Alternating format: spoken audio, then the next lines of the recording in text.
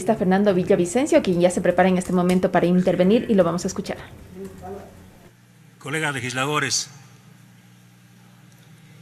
este juicio está acá por una decisión unánime de la Comisión de Fiscalización. Y está por demás saludar y agradecer el trabajo de los 9 miembros de la comisión, de distintas bancadas. Este es el tercer juicio político en esta nueva asamblea. Y justo el día de mañana calificaremos el cuarto. Y vienen 4 más, como un rosario. Y esta comisión está para eso. Así es que yo quiero saludar primero el trabajo profesional de los miembros de la Comisión de Fiscalización. Yo escuché íntegramente y con mucho respeto, porque así debe obrar un legislador, escuchar al interpelado y no abandonar la sala, porque solo escuchando la defensa del interpelado podemos intervenir con precisión. Mi posición está expuesta en la decisión de llamar a juicio político y en el pedido de censura. No tengo por qué insistir en eso. El proceso de sustanciación, las pruebas de oficio que aportó la comisión y los interpelantes han permitido identificar que efectivamente en el tema de esta novedosa o novedoso planillaje presuntivo, aprovechando condiciones de una tragedia como vivía el país, sin duda tiene una responsabilidad y una corresponsabilidad del presidente, del expresidente Moreno y de todo el mando del sector eléctrico. Aquí no hay por qué darles las vueltas, ni voy a ponerme, ni me voy a quedar en detalles. Y en el tema de la fijación de los precios de los combustibles o eliminación de los subsidios, sí es muy importante que el país conozca algunos elementos técnicos, señor presidente, y me voy a permitir luego entregar a la Asamblea documentos oficiales que me acaba de llegar el día de hoy de Petroecuador sobre los subsidios, porque no podemos basarnos exclusivamente en comentarios o en aportes de terceros. El país construye economía y política económica y energética con base a información oficial. Eso no significa que apoye íntegramente lo que está aquí, pero, señor presidente, es importante que el país y este Parlamento conozcan cuáles son las cifras reales de Petroecuador. Yo quiero ahondar en las recomendaciones del informe de la Comisión de Fiscalización. Remitir a la Corte Constitucional para que sea la Corte Constitucional que analice la constitucionalidad o no de los 3 decretos ejecutivos. También recomendamos la derogatoria de los decretos como un pedido al presidente Guillermo Lasso.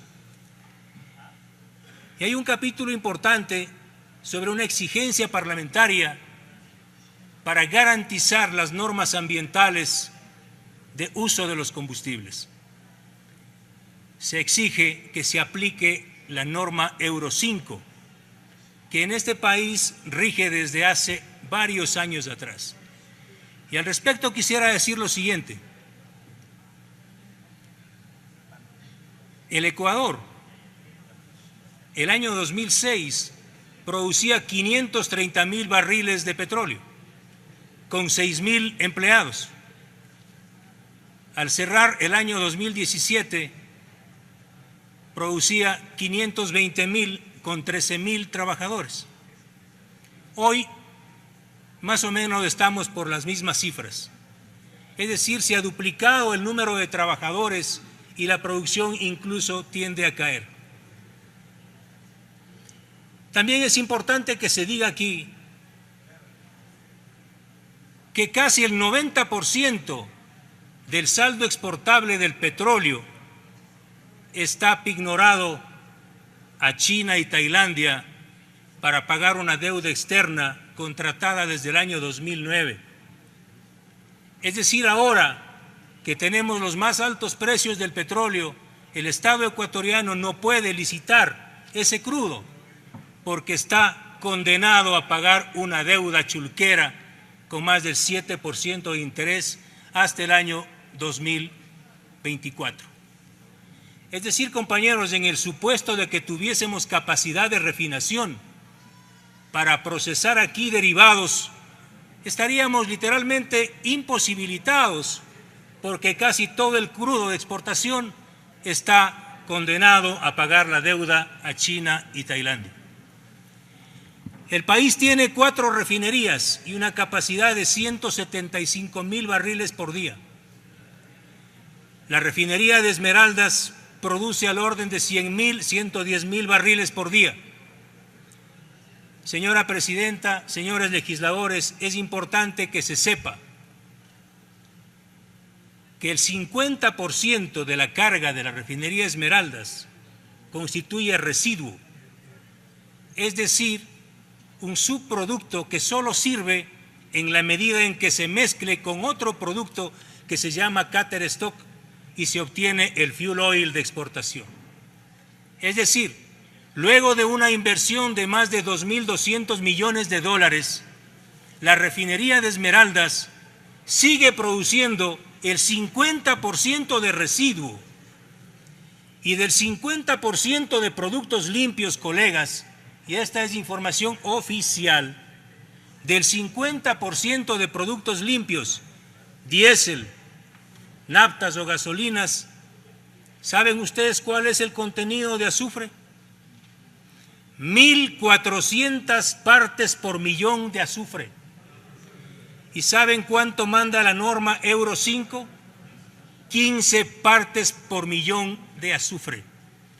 Es decir, lo que ha dicho aquí el ministro, el exministro, es absolutamente cierto, sea censurado o no. Yo no estoy de acuerdo con su política petrolera, pero esa refinería, señora Presidenta, fue sometida a un proceso de reparación integral, pero no se resolvió el problema estructural, que era reducir el número del residuo, no. Sigue generando el 50% de residuo y el otro restante 50% son productos contaminados con azufre. Y para que esas gasolinas puedan salir al mercado, señora Presidenta, el Estado ecuatoriano, Petroecuador, tiene que importar altísimos volúmenes de naftas de alto octano y bajísimo nivel de azufre de 10 y 15%. Es decir, se mezcla un barril de la gasolina contaminada de Esmeraldas con 4 barriles de naftas importadas. Lo que se ha dicho aquí es cierto. Las gasolinas que generan nuestras refinerías están fuera de especificación. Y para poder vender y utilizar ese producto, el Estado ecuatoriano generó una norma contaminante, la norma INEN, 650 partes por millón de azufre. Es decir, el combustible que se vende en este país es un combustible contaminado, 650 partes por millón de azufre. Se ha logrado bajar de 1.400 ppm a 650. Y claro, aquí se ha levantado mucho el discurso de por qué no se procesa el crudo en nuestras refinerías. Ya les he dado un elemento, porque el petróleo está pignorado a los chinos y tailandeses hasta el año 2024. Y el segundo, porque no hay refinerías de alta conversión. Porque una refinería de 300,000 barriles que debió estar operando el 2014 en El Aromo, ahora solo refina cocaína cuando aterrizan las aeronaves del cartel de Sinaloa. 1.523 millones de dólares. Sí, señores asambleístas, 1.523 millones de dólares están botados en una extensión de 500 hectáreas en el Aromo. No les importó destruir el bosque, no. ¿Y saben quién fue? La empresa que hizo los estudios de esa refinería, SK de Corea. ¿Y sabe quién era el gerente ejecutivo de SK de Corea? Mateo Choi, que ahora está sentenciado a 8 años de cárcel por el caso Arroz Verde. Sí, señora presidenta, 1.500 millones y no hay refinería para procesar el petróleo que el compañero Quispe con toda razón dice. Debemos procesar nuestro petróleo aquí en el país. Y de los 2.200 millones de dólares de la refinería de Esmeraldas, ¿sabe quiénes son los líderes? Querido Alex, que está sentenciado gracias a una investigación mía. Carlos Pareja Iannuzzelli, ¿dijo farsante? Señora presidenta, ¿usted va a permitir que sigan con esos ataques? Señora presidenta.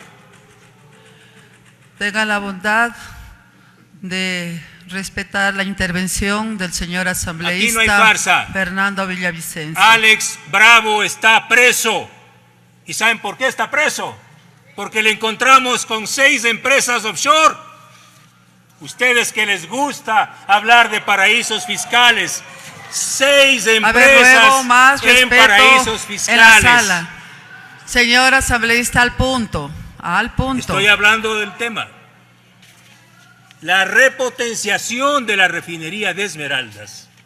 Justamente la justicia de este país ha observado el comportamiento doloso de quienes fueron funcionarios en esa época. Capaya, Carlos Pareja Iannuzzelli, también con una empresa offshore. Y no hablemos del autor del proyecto de refinería del Pacífico, Pedro Merizalde, que anda por los techos con 2 empresas offshore. 2 empresas offshore. Y aquí se ha hablado de la importación de combustibles. Claro, ¿sabe quién fue el líder de la importación de combustibles?